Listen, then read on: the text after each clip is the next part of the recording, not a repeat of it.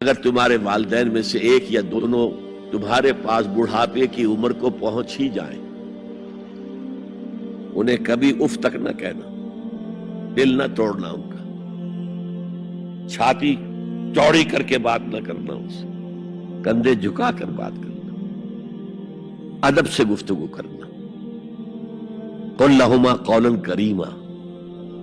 واخفض لہما جناح الذل من الرحمہ، اپنے کندھوں کو جھکا کر رکھنا، اور پھر کہنا،